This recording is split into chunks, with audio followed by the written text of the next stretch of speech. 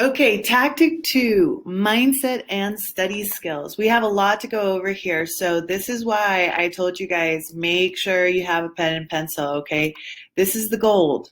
We already in tactic one were able to decipher what were the things that we actually needed to focus on and study, okay? So that eliminates a lot of unnecessary um, investment of your time and energy on things that aren't necessarily going to get you the jobs you want. But now we need to think a little bit about mindset. This is really important, guys. I know that you have heard of mindset before, but maybe you didn't exactly know what it was, and that's okay. Okay, mindset refers to you being, hold on, let me get this out of the way.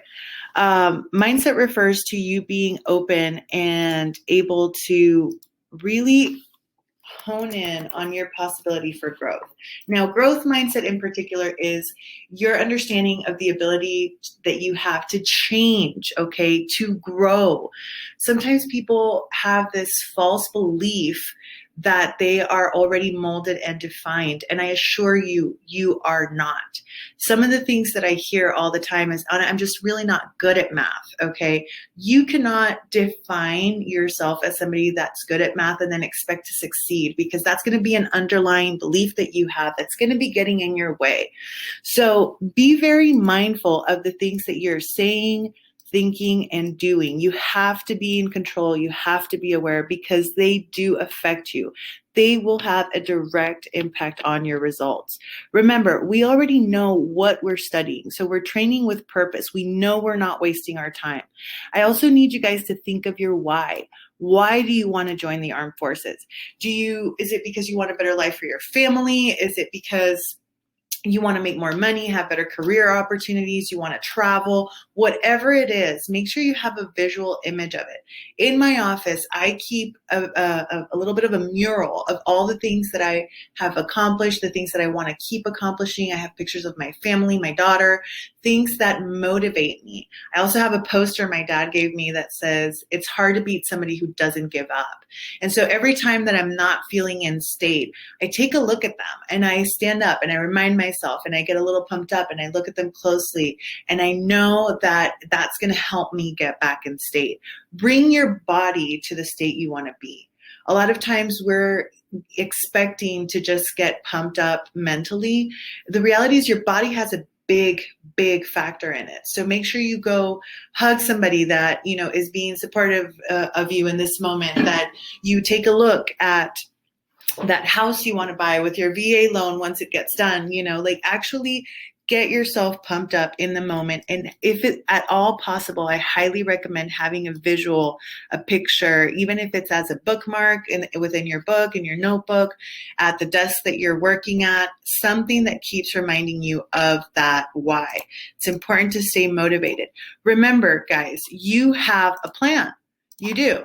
You have a plan. We already know what we're studying. Now it's about making sure that you have the desire and the discipline to follow through. Okay. At the end of the day, even if you have the best plan in the world, if you cannot take massive action, then the plan is useless. Right? You have to get into the idea that nothing can stop you. So I'm going to give you a quick little exercise. This is one of the ones that I do when I have a student that isn't really feeling like they're feeling very challenged. They're not really sure that they can do this. I encourage you to try and do something similar.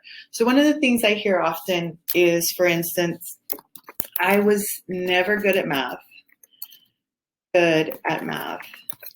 Or I don't remember. Let me get this here. Remember this from school. So let me expand that for a second. So when you're telling me this, you aren't really, this is tied to a belief that you have based on past experience. But the reality is very different. The truth is different.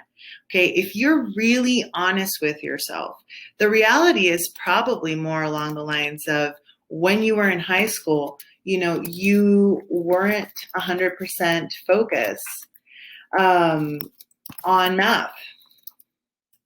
Okay, maybe at the end of the day, you weren't taught this particular topic, right?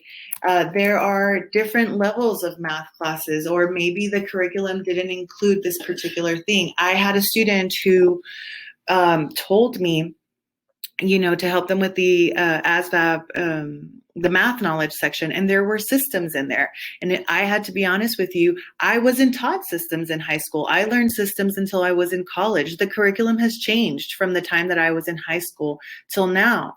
However, you need to focus on the idea of just because I didn't learn it or understand it back then doesn't mean I'm not going to learn it or understand it now.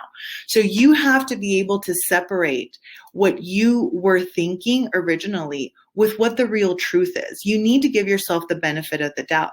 It's not that you weren't good at math, it's that it wasn't your main concern back then. Okay, it's not that you don't remember things that were taught or that it didn't stick. It's that you haven't used them. Right?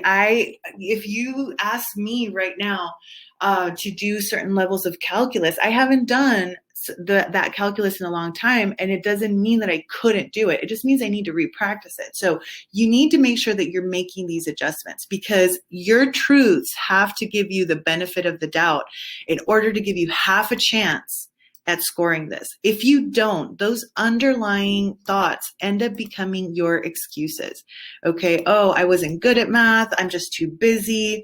There's too much noise at home. I don't have the proper books or information to get this done. Whatever it is, you can get past it if you're being truthful to yourself. So don't anchor into these false beliefs. Okay, make sure you have a quiet place to study and that you're making plan, that you're blocking it out.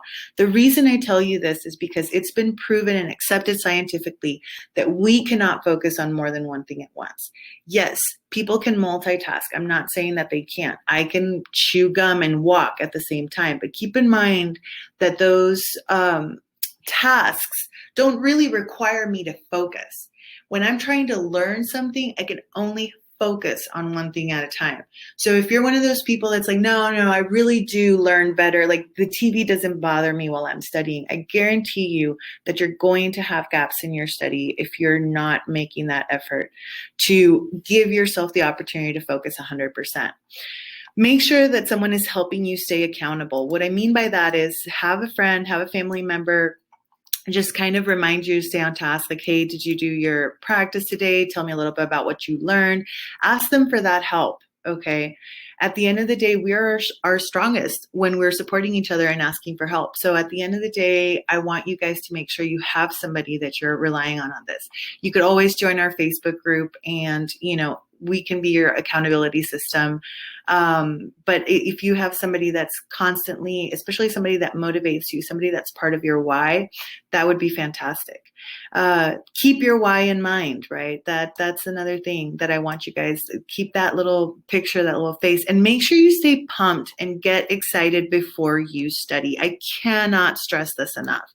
Before I even got on to record this video, which is something that I've told people several times already. The idea is I grabbed a cup of coffee, I listened to some music, and I got myself pumped up. Why? Because if I would have sat down here with my head down and just, okay, let's do this. The energy that I am bringing to the table is what I'm going to get out.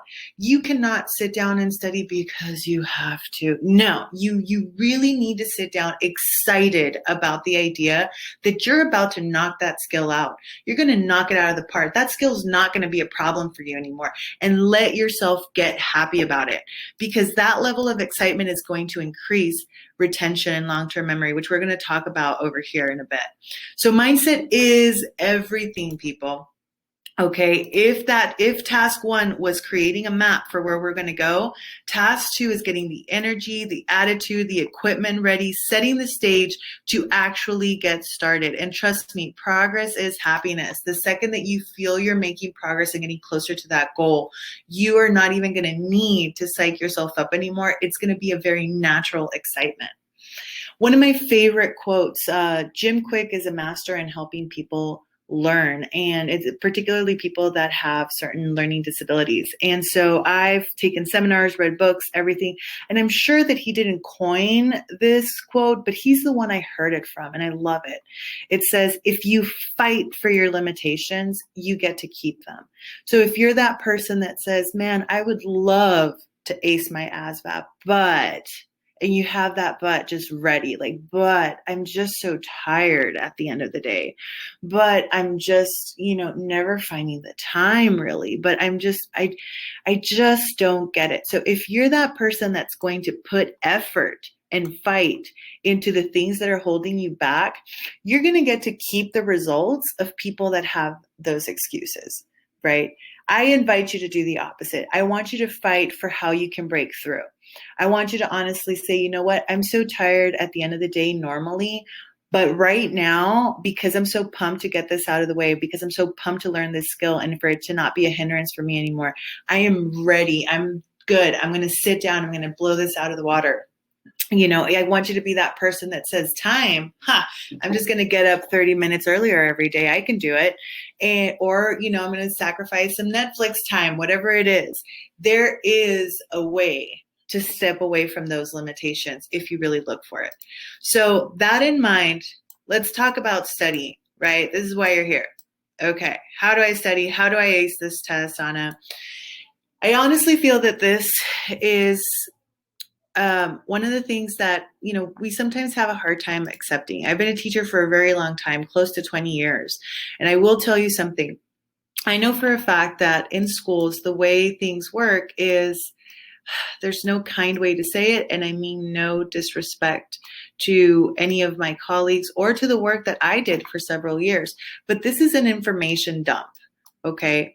You basically have a curriculum that you have to scratch out before the end of the school year. And you're going on a schedule, and whether they got it or not, you try to or have to move on. And unfortunately, some people do get left behind in this concept.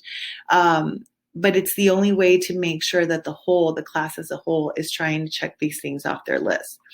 And in that information dump, the reason I call it an information dump is because you're being given information, but you're not being taught how to study. At no point is anybody sitting down and showing you how to manage a book, how to break it down, how to extract the information you need, how to test yourself for things. Now I feel that people are trying to do a better job at it, but still it's not being taught as an actual class. So let me give you some expert secrets here, okay? You need to know your strengths. And I'm going to focus a little bit on this because it is a big part of your success. We used to think for the longest time that you were either an auditory learner, a visual learner, or a kinesthetic or tactile learner. Okay. Now, the auditory learner is the one that learns by hearing, the visual learner, obviously, by seeing, and the kinesthetic learner is the one that learns by doing. And you may already be telling yourself that you're one of these three, but the reality is that this has been debunked. We now know with great certainty that we all use all three of these. We do. The thing, we may lean more towards one than the other, but we all use all three. My daughter, for instance, her strength is auditory. She can listen to a song a couple of times and then she'll know it. She learned her multiplications by making up a beat and rhyming it. Okay. My sister is very visual. She does little flashcards for all her vocabulary words. She quizzes herself. She reads things over and over and highlights, color coordinates her highlighting, all that stuff. I'm a kinesthetic learner. I learn by doing. So I have to be taking notes. I have to be moving around. And I have to try and do things rather than have somebody explain them to me. So at the end of the day, we've learned that the best learner, the people that commit things to long-term memory faster are the ones that are hitting all three. Basically, you're trying to make sure that the way you're studying is stimulating your auditory senses, your visual senses, and your tactile senses, which means that you're trying to do the trifecta here of, brain stimulation. So how do I do that? Easy. you want to read or view a problem, but read it aloud. Make sure that you're reading that problem out loud. When you hear it, it's going to make more sense to you than just reading it. Sometimes you read a problem and you misunderstood it or you missed something, but when you're reading out loud, it's more probable that you're going to catch any mistake. Explain it to yourself in your own words, okay? I can't stress this enough. I've seen people that come and they start copying or taking notes directly from the book. That is not going to help you. You are not applying to be a photocopy machine here, right? You are applying you're trying to show your trainability and your ability to take information and interpret it. You have to put things in your own words because you will understand yourself better than you will other people's words. It's just that simple.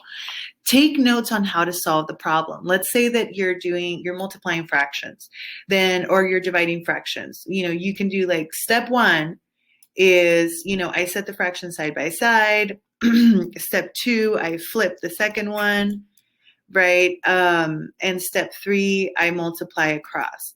You're going to have this as a recipe, as a formula of how do I divide fractions. Once you take notes on that, you can put it on a little Post-it, you can keep it in a notebook, then you have a way to explain the problem to somebody else, and you have a formula that's going to help you with every problem. So by doing these 4 things, you will definitely be hitting all 3 of the areas of your brain that we want for fast and effective learning, okay? Make sure to go back and pause this and take notes if you need to, okay? Let's talk about time. Oh my gosh, this is something that I love it when people say, well, I don't have enough time to. Good, I'm glad you don't. Because those long cramming sessions, we know for a fact that I honestly don't know how we used to do it back in the day. We would sit down for hours and hours and just cram. And that is very ineffective. We know now that there is such a thing called the primacy and the recency effect. Primacy is referring to the very first thing that we're learning and the very last thing that we learned. So I want you to imagine a friend that you have that you saw recently. Odds are you probably remember the first time you encountered that person, or that you had, the first time you realized that this person was going to be your friend, in pretty good detail. And you probably remember the last time you saw them in pretty good detail too.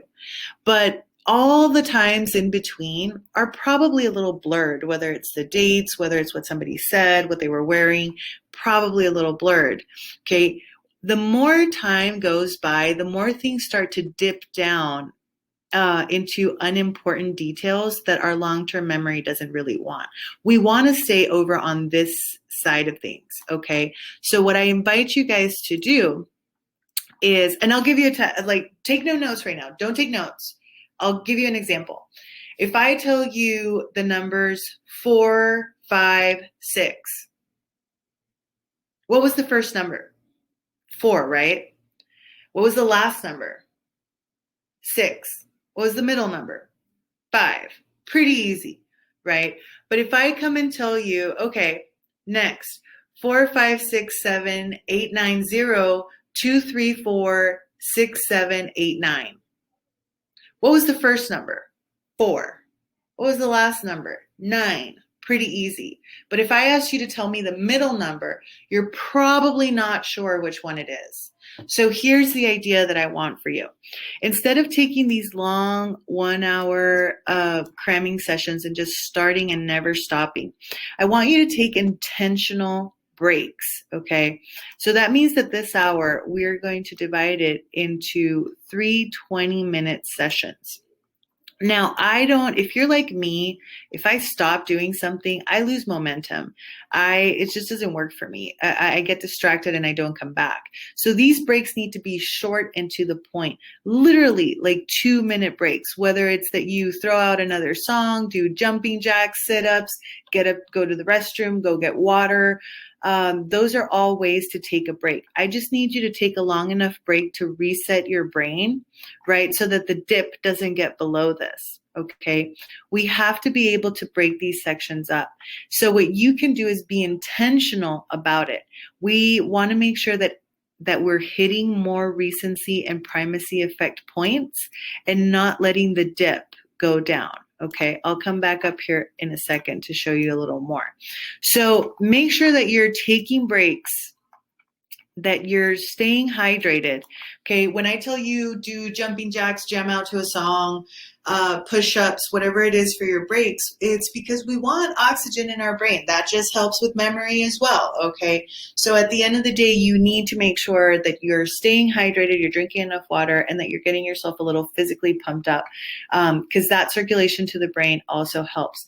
Check your mindset, right? If at any point you're in here and you're studying and you're just like, man, I don't get it. That's a good moment to stop yourself, go back to the mindset exercises, remind yourself about the truth.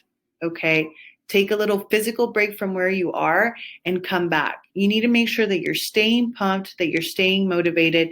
And even if you didn't fully understand something, the good thing is that you have another block to try it a different way. Okay, so check your mindset.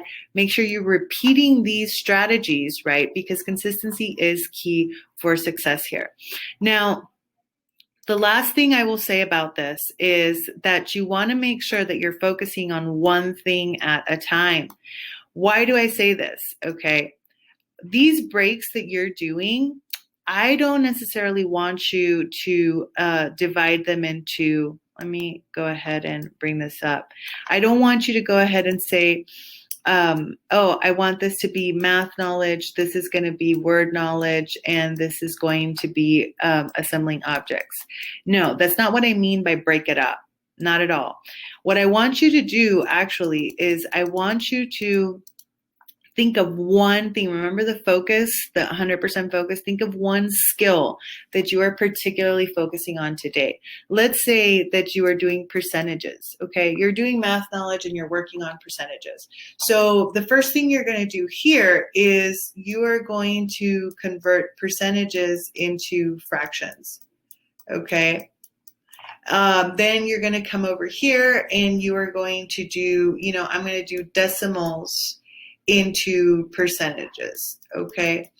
Then, but remember the break, right? So you're just going to do percentages to fractions, you take a break, nailed it, percentages, you practice it well, take a break, yay, nailed it, pump yourself back up, and then you're going to go to a test, a math knowledge test, and look for all the percentage questions that are there and knock them out. Right. So this session was focused on mastering this skill. So you are focusing on one thing at a time. You're just breaking it down in a way that makes sense and that's going to commit to long-term memory. Because what's going to happen is later on when you move on to the next skill, you're not going to be dealing with this anymore. But when you test yourself at the end of the week, you're going to run into more percentage problems that are going to help you just remind your brain, like, hey, let's not forget this. This was important, So you're going to have that weekly moment where you're bringing all the information back to the front, letting your brain know, hey, I really need this information. Let's not forget it. Okay. So hopefully this was something you took notes in, guys, because this is the gold of it all. Make sure you're applying these strategies and you will be unstoppable. Let's go.